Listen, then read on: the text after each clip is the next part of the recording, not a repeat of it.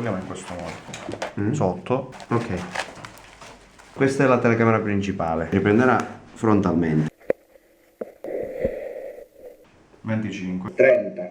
Rilevatore luminoso. Poter localizzare la sonda. La seconda camera sta funzionando. Lui si alza e si apre. 3. È stato realizzato con il Fimo. Verrà inquadrato dalla camera 1. O verticale. 45. Oppure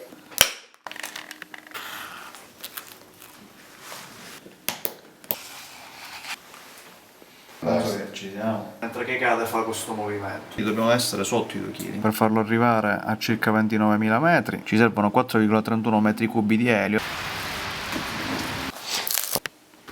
Sta registrando? Pronti per il lancio.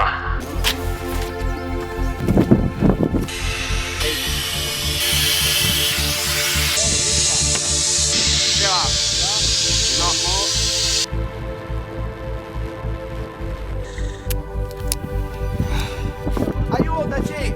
Vai! Allarghiamoci! Madonna. Sì, ci siamo.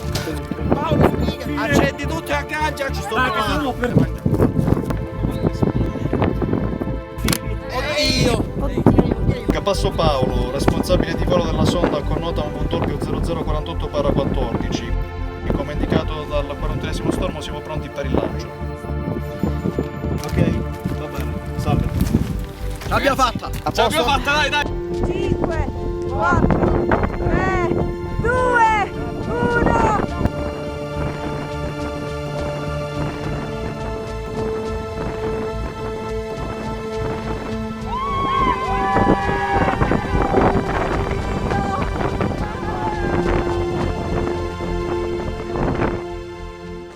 In questo momento è a 26 km/h.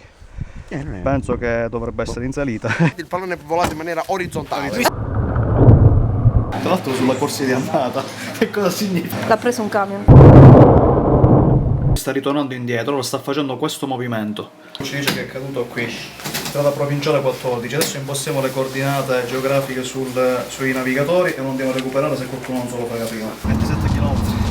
No, le pecore. Sono più quelle di una volta, Dobbiamo proseguire a piedi.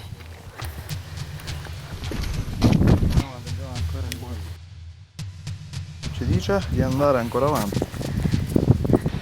6 minuti a ritrovamento. Dai che lo ritroviamo.